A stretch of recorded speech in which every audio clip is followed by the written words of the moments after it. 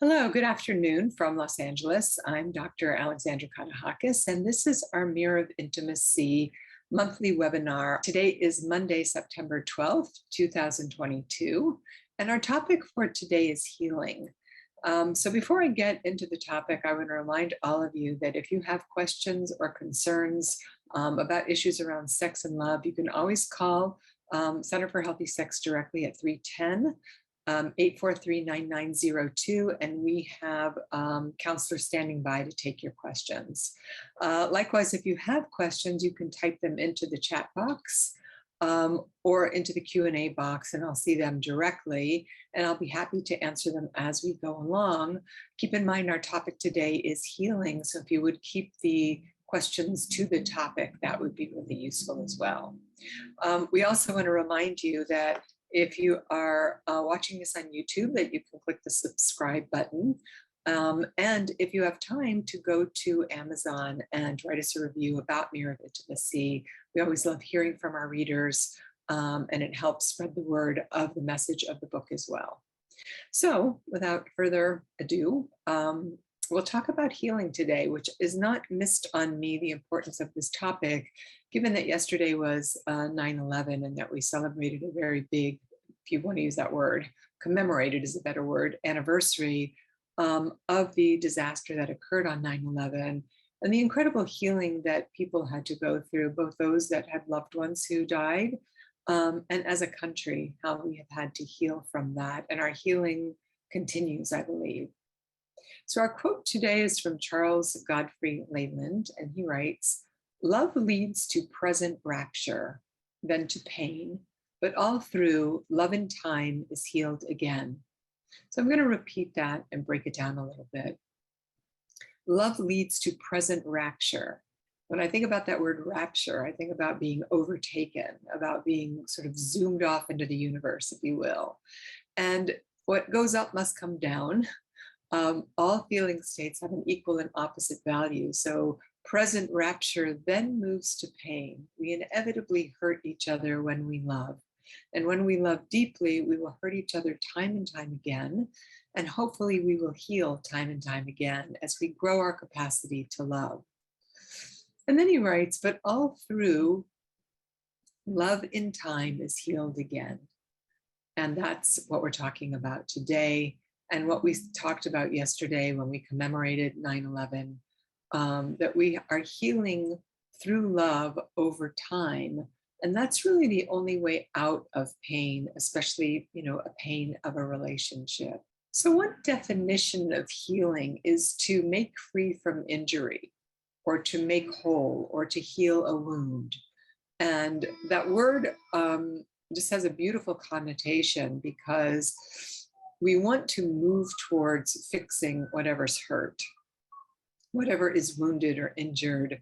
We want that wound to go away. And how we approach it will make a difference as to whether or not there's going to be massive scar tissue or whether or not the wound heals fairly decently. And that it's okay that it's there, and that it's okay that it's there between us because we treated each other with dignity, with respect, even though we were hurting. We can also think of healing as a way to overcome or mend our troubles, such as making something right with someone, like when we patch or heal a breach with a friend or a family member. And there's something about that notion of making something right with someone. So it's the way that we heal the wound, the way that we patch it up, the way the surgeon handles the scar that makes a difference, or the wound makes a difference with how the scar heals and how it looks over time. Sometimes if you have a bodily scar, you'll see that it's just barely perceptible because such a good job was done with taking care of mending and healing the wound. And likewise, emotionally, we can have breaches with people that we love, whether it's a family member or a close friend or a lover, and we inevitably hurt each other. It is part of being in relationship with each other. We can't escape that. It's just the way our brains are wired and how we perceive things and what we do. So what makes a difference is how we patch it up, how we heal it, the words that we use, the gestures that we make, the ways that we treat each other, so that the wound is cleaner. It's not a gaping wound, or it's not a gnarly scar, that we take care of ourselves and each other as we tend to these things. And like all organisms, the human organism is encoded to move towards health and healing. If you cut yourself and you don't have any serious blood disease, you will form a scab. And in short order, that scab will fall off and there will be new skin there. And before you know it, that skin is not perceptibly different from the rest of your skin. If there's any kind of injury in the body will compensate for it. It will find a way to make it right over and over and over again. And so you have to consider that also, that when you have been emotionally wounded or hurt, that you're going to find a way to make it right again because you want to, because your system wants to be well again. And especially if it's a broken-hearted state, that you will find a way to heal. And in the moment, it can feel like a literal death to oneself.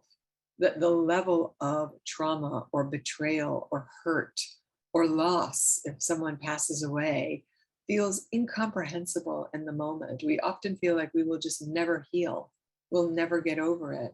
And the truth is, these disconnects, these breaches, these injuries all become part of the tapestry that makes up the story of who we are, that makes up our personal autobiography, that makes us each unique. You know, because I meet people every day, as do all of you. And when we meet people at face value, we get a sense of them. Like, oh, that person's really cool, or they're interesting, or they were funny, and they seem like they're functioning really well in their lives. But never do we consider that they had a really hard childhood, or they battled an addiction, or they were left, or they left somebody, or that they lost a parent at 15 years old. I mean, just the myriad of things that befall us as human beings that have us getting wounded and hurt. But when we take the right action, when we seek the therapy that we need in order to heal, when we have good conversations with the people that we've hurt or that have hurt us, then those wounds become scars.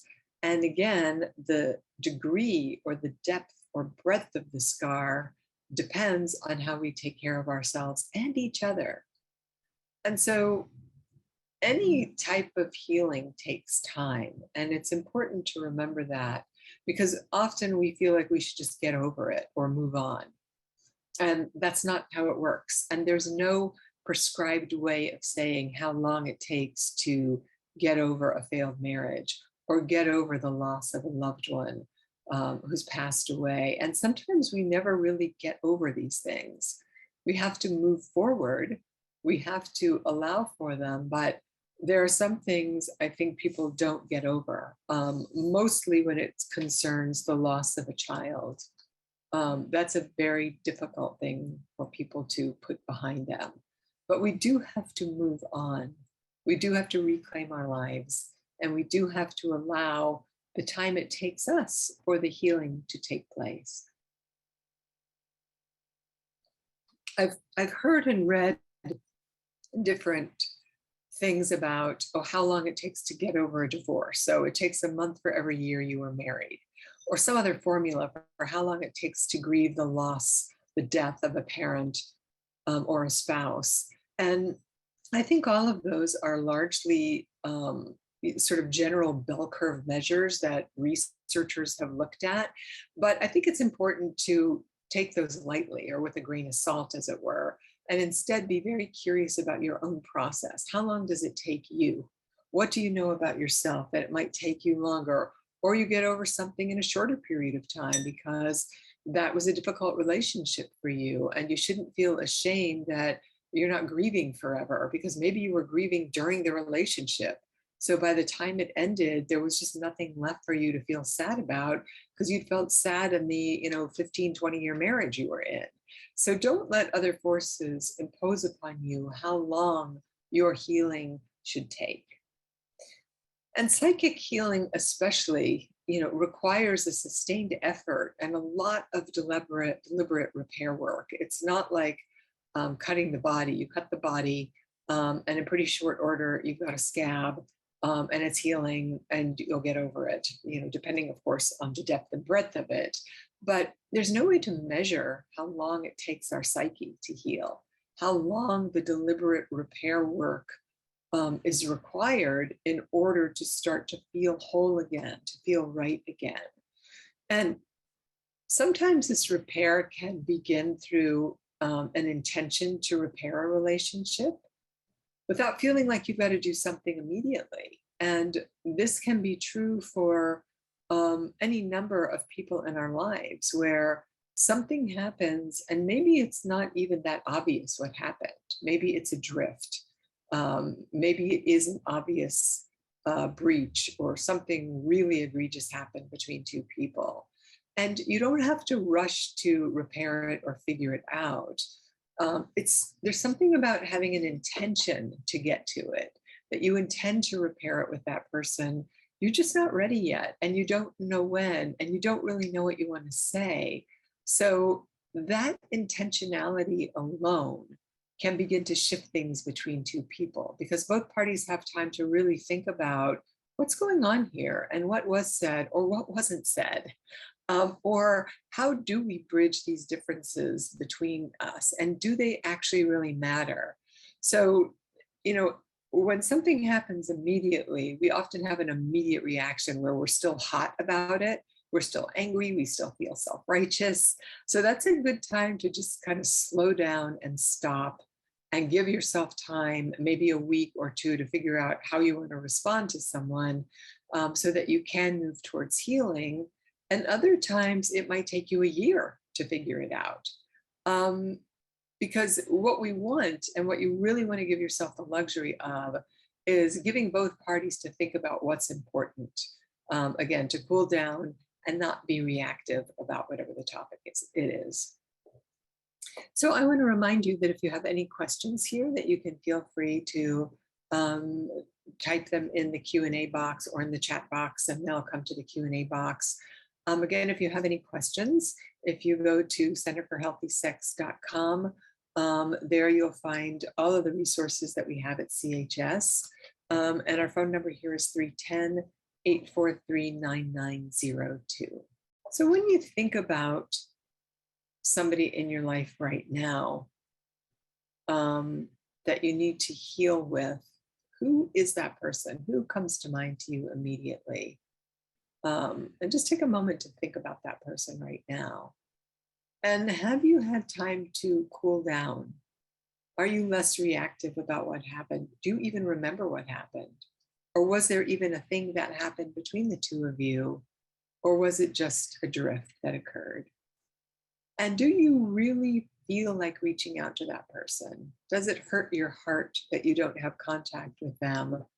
Or is it someone that you feel like you just don't have any desire to connect with, that you're willing to let that person go?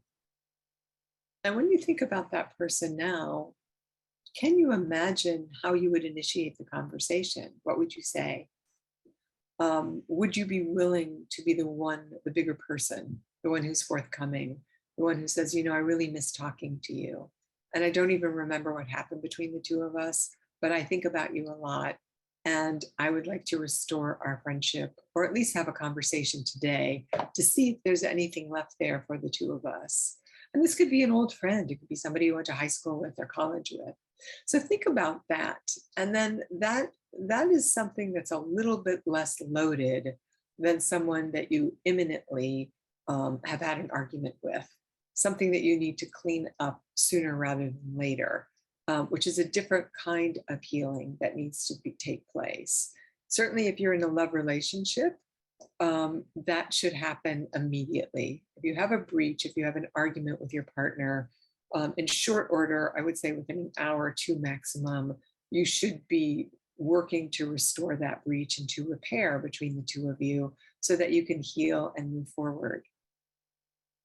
So we have a question here.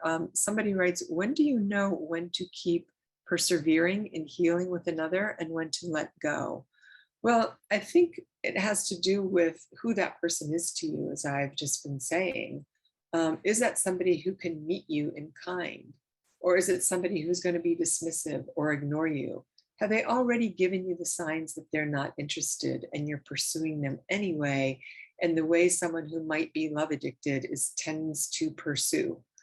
And how much are you actually obsessing about this person?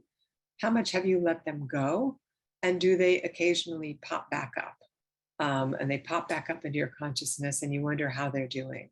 So I would be very careful about levels of obsession and preoccupation and the way they might show up in somebody who's obsessive compulsive or who is love addicted, and be more interested in that which is occasional. The person occasionally comes to mind and you're like, I really miss that person. I want to make contact with them. I want to heal whatever happened there. And someone writes, I had 17 years of completely unknown betrayal. I'm almost 2 years in now, and the ambivalence feels like it's killing me. I can still be reactive even after 18 months of therapy, EMDR, reading, research, meditation, yoga. I feel like I'll never feel love again. And so, Miranda, I can't tell if you're still in that relationship or not. You said I'm almost 2 years in now. I can't tell if you're in the relationship or out of it. But I think there has to be a way for you to get quiet and get right with yourself about whether this is fixable or not. Because, Humpty Dumpty fell off the wall and could not be put back together again. And even in the best of case, when it can be glued together again, it's so fragile and so shattered that there's no place to rest. And with a kind of betrayal that you're talking about, where there's no trust, there can really be no deep love. You can care about somebody, but if you don't fundamentally trust them, you're on a very, very short leash. So this is a question that you can only answer for yourself. And maybe other questions might be is, have you seen any healing? Has that person made attempts to repair with you? Is their behavior fundamentally different than it was 17, 18 months ago? Or is it still more or less the same? What kind of efforts are they making to come towards you, to create a secure, functioning relationship where they're making agreements? They're transparent about what those agreements are. You're in agreement with the agreements, and they're upholding those agreements every single day. That's the question you have to ask yourself, because the truth is you will feel love again if you're in relationship with someone who can hold agreements. That is key to surviving any long-term relationship, is that you have explicitly agreed to what fidelity means, what monogamy means, if that's a value that you hold. And there are no questions or concerns or excuses, excuse me, for why that wouldn't be happening. Someone asks, what is the betrayer's responsibility in helping heal the wound that they've created for the betrayed? Well, they have 100% responsibility to it. If you've hurt somebody, it's your responsibility to make amends to them. And amends is not just an apology, it's a living, breathing proposition where every day that betrayer is checking in with you to see, how are you doing? What do you need from me? I want to reassure you that I'm here. I want to validate your upset, your hurt, your anger. I want to remind you that any feeling that you're having right now is valid.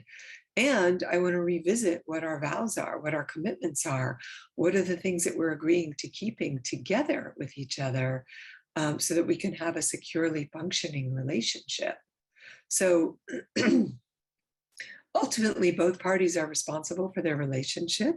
But when somebody has breached the relationship and betrayed, they kind of have to do double duty on the front end, at least the first year, until the couple decides in the second year how they want to redefine the relationship and what they're both going to do to keep it on track.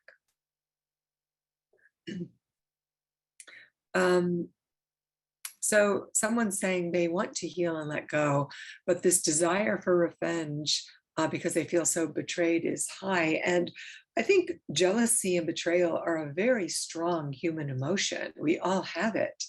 But the question is, do you want to exact revenge, or do you want to move forward? And revenge is often about digging around in the past, about, excuse me, getting back at the other person.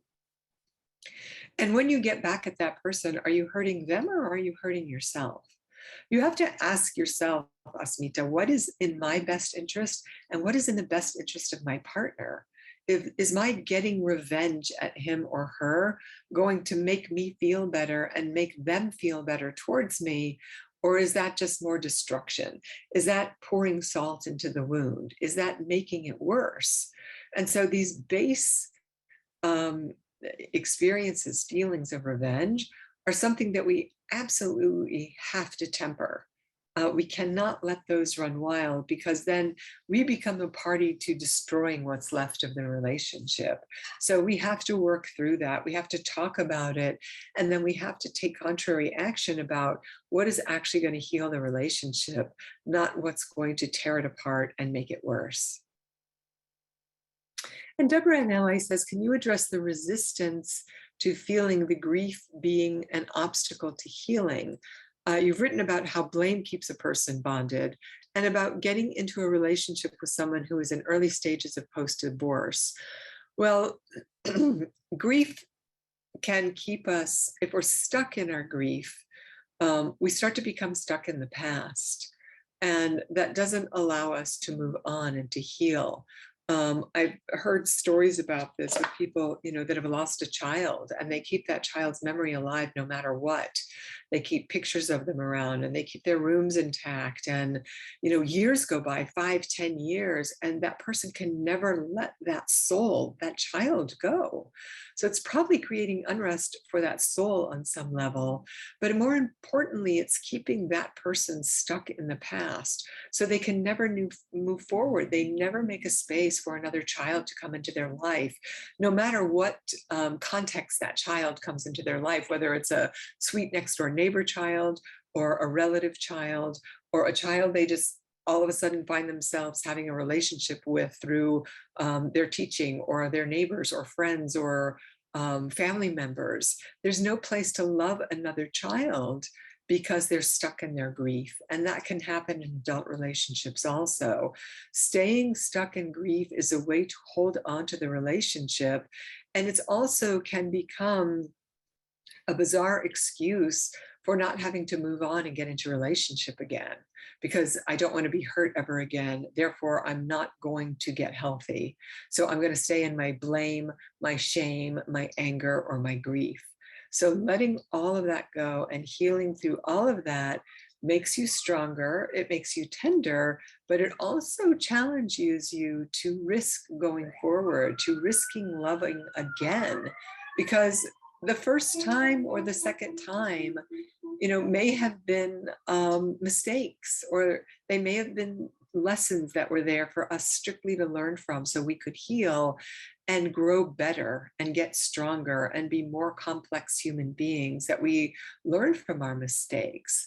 And that's just life. It's how it goes. Nobody gets through life without learning from their mistakes or having their regrets, unless they've been living, in a cave somewhere. So let yourself deal with your regrets, your pain, your shame, your anger at yourself, so that you can move forward. And personally, I don't think it's ever good to get into a relationship with someone who's not divorced, number one, because they're still married energetically. And, in early stages of post-divorce, I wouldn't know how to talk to you about that, because I think it's different for everybody. There are people that stay in marriages for a long time that are not good for a lot of reasons. Maybe their partner is sick, or they've had a terminal illness and they've grieved the loss of the marriage for 10 years, but they couldn't leave because they felt a duty or an ethical obligation, because they wanted to take care of that person and see them through their illness.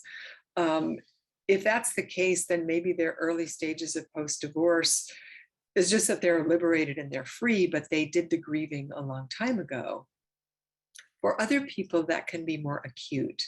And there is such a thing as a rebound relationship, and moving too fast and replacing the prior person, and not really getting to know the new person. So I would suggest that you proceed with caution in that situation and to take it very slowly. Otherwise, you may be going headlong into something that's not good for you because you haven't taken time to pay attention to the signs and symbols around you. Daniel says, my partner and I are actively in couples counseling and focused on healing our own wounds.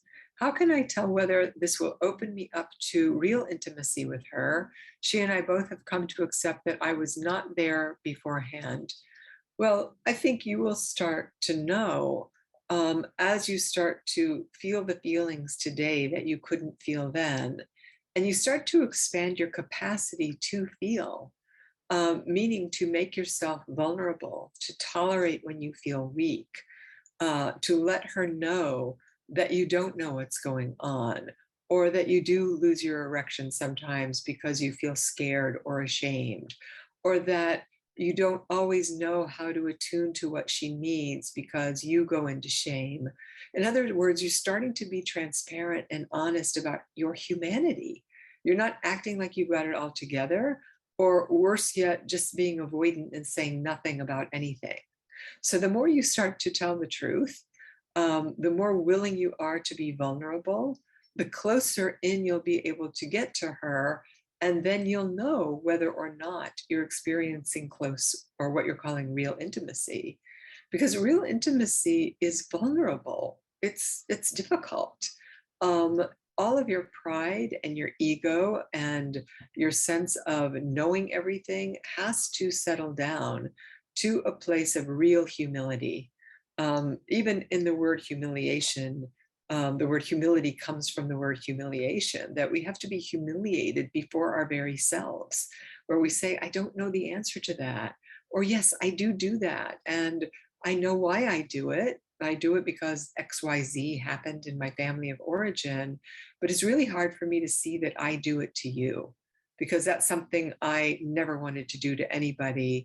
And here you are reflecting back to me that I do it, and I do it a lot. So getting defensive about that information is not being open to intimacy.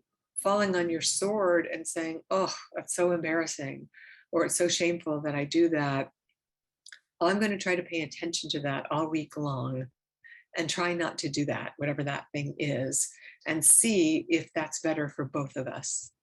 So when you start to behave in ways that are in the best interest of your partner, so that it's in the best interest of you, then you will know when you're increasing your capacity for intimacy.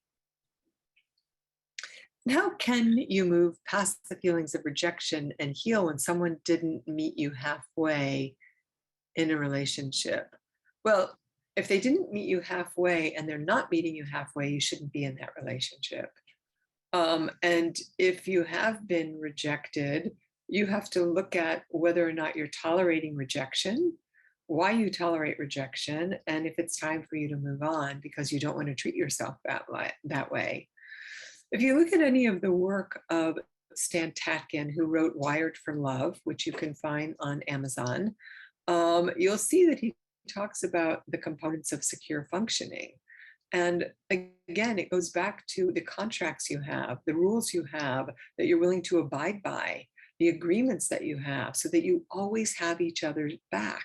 Nobody's rejecting anybody or abandoning anybody without repairing it. Because we do fall on these little landmines all day long, but we're constantly repairing our ruptures in our relationships. That's crucial in order to be able to move forward.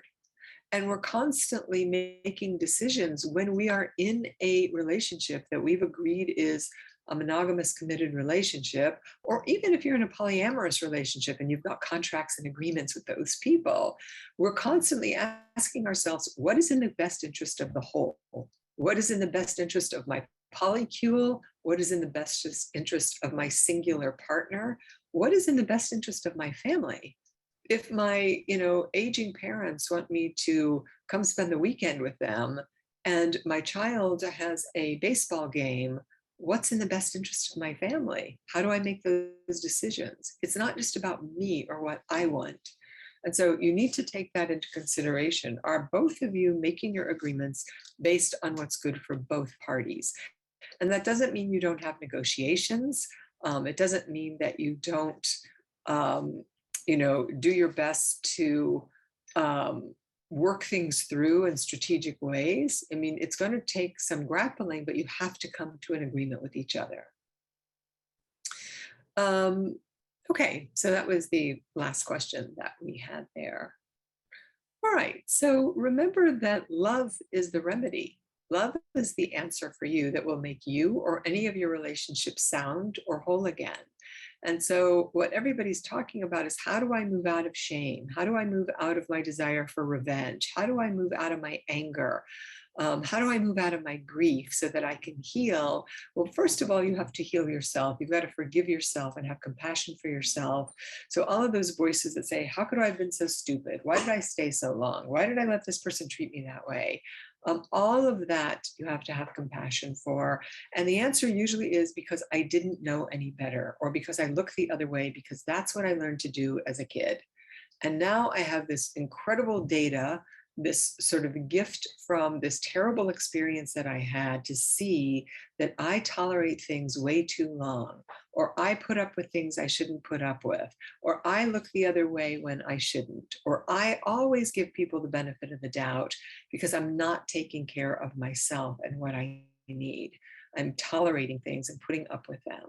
So when you can forgive yourself, then you can start to forgive the other person, and you can start to love yourself and the situation again.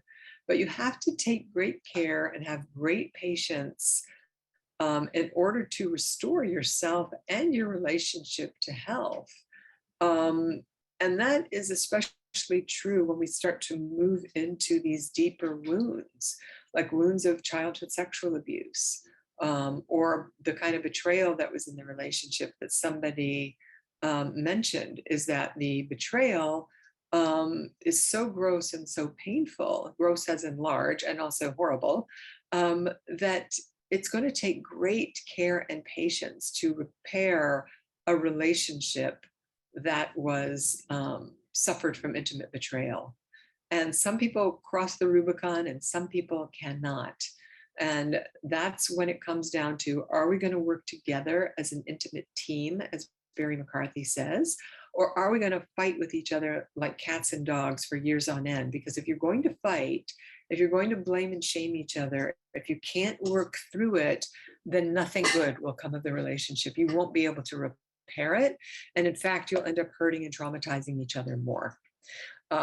So remember that this practice is the good news and the bad news. The bad news is that something horrific has just happened to you, something that you didn't see coming, something that's wounded you greatly, and you have the opportunity to hang in there and work it through until you can't anymore, because if it's not going anywhere, then you can't, or it's an opportunity to leave.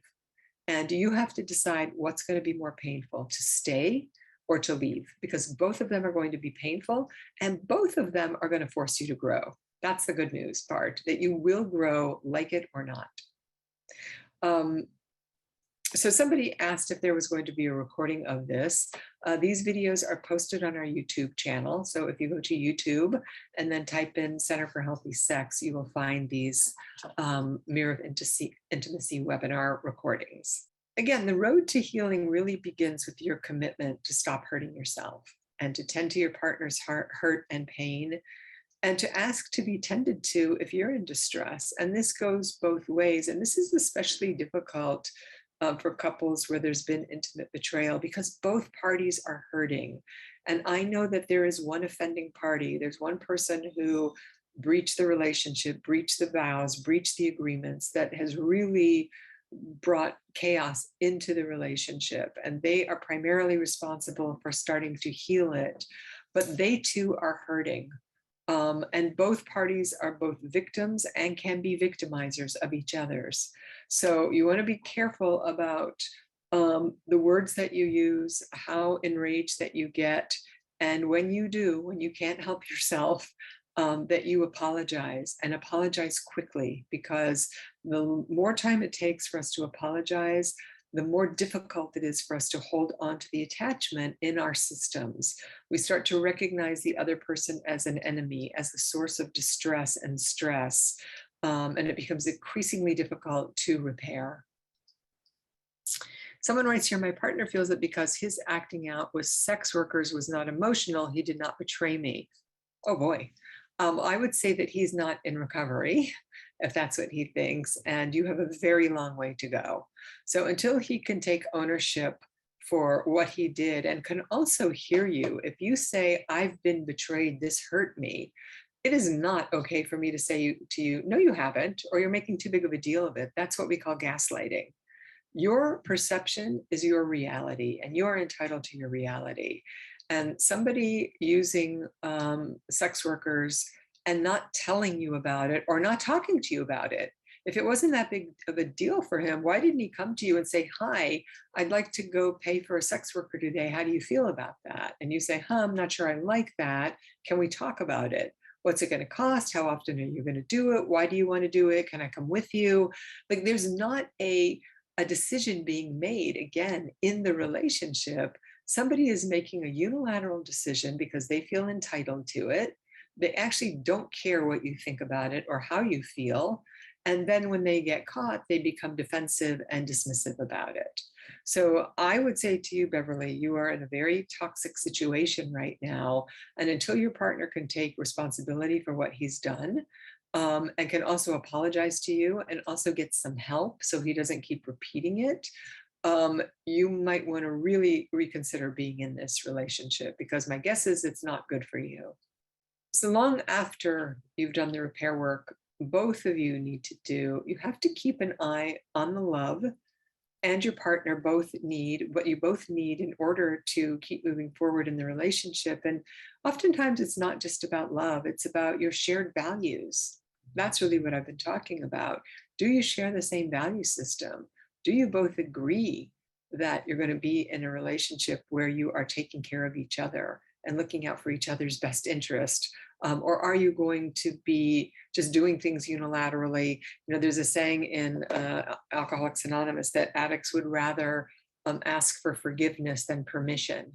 And that's precisely what we're talking about. The minute you do something behind your partner's back, and you don't ask them and you get caught, it's because you're not willing to be in a conversation about permission.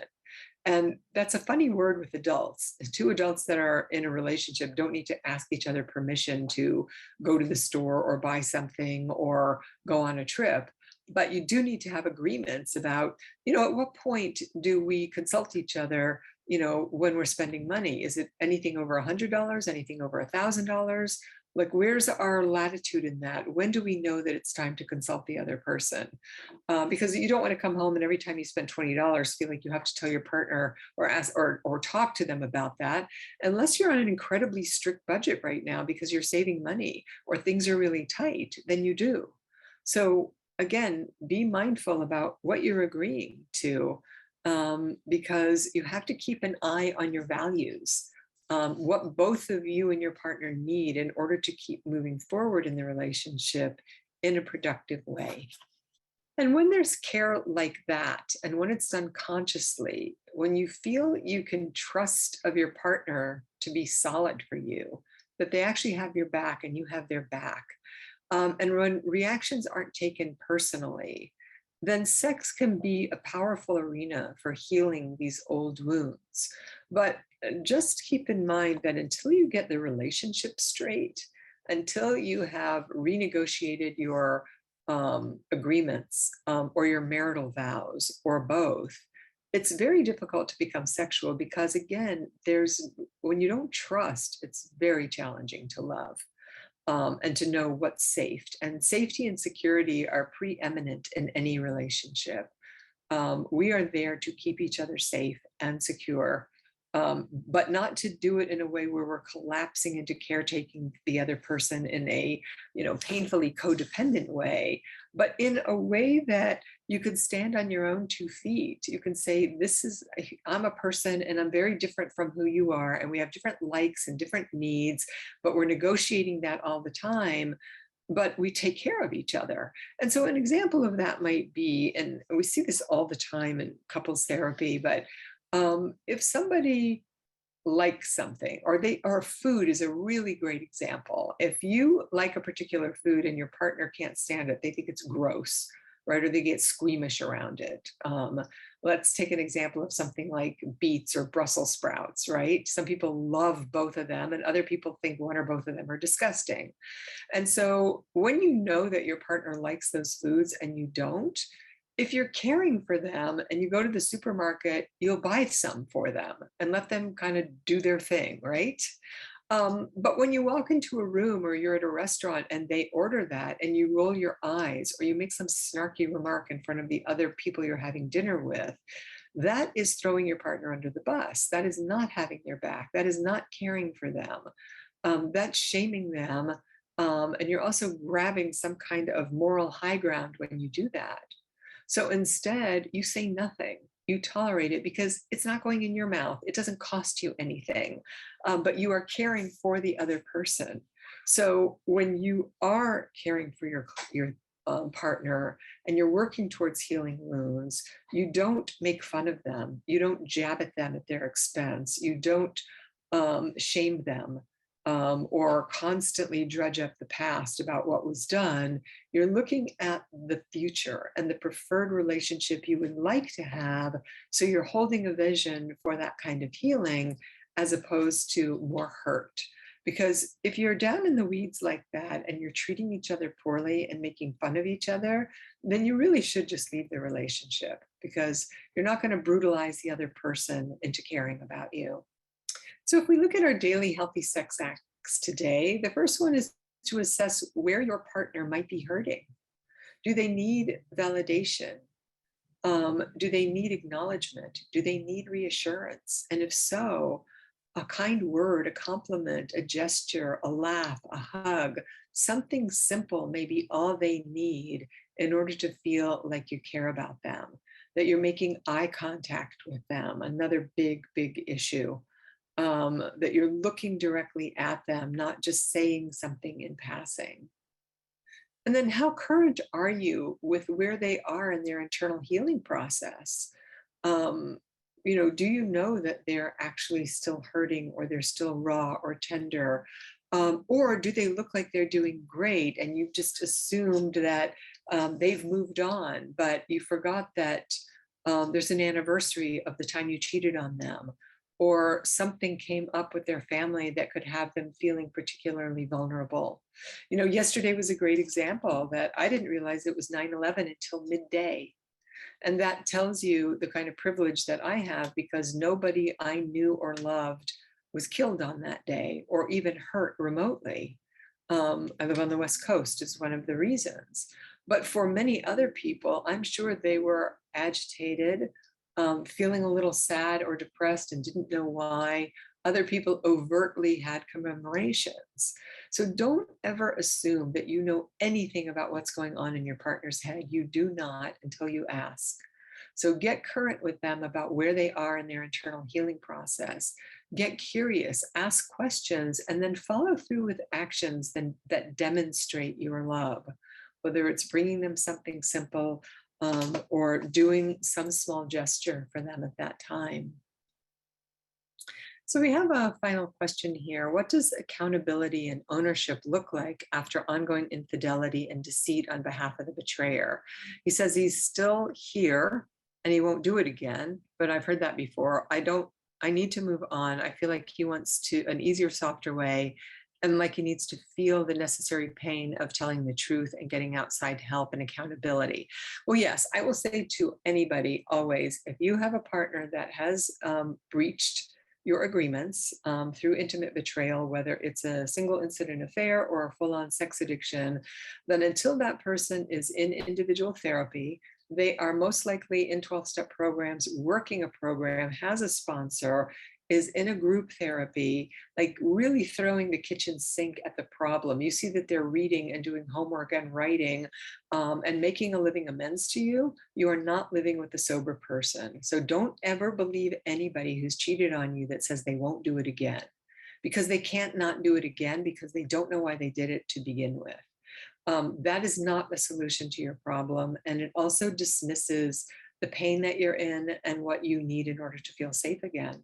So this becomes a point where you have to decide, do I stay in this relationship, or do I tell this person, look, you need to move out.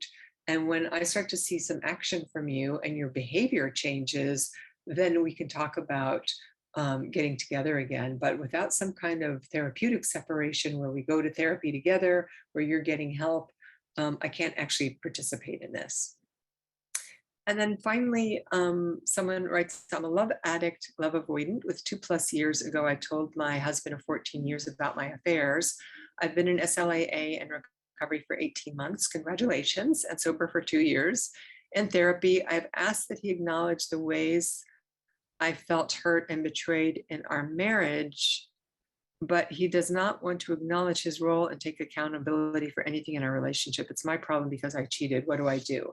Well, I would say you need to be in couples therapy, because there comes a time in every relationship when there's sex and love addiction, where the person that breached the agreements, that was the quote cheater, does their work as you have, has been in therapy, has been sober, has been in program, where they've straightened out their behavior and they've stopped doing what they're doing and they've demonstrated it.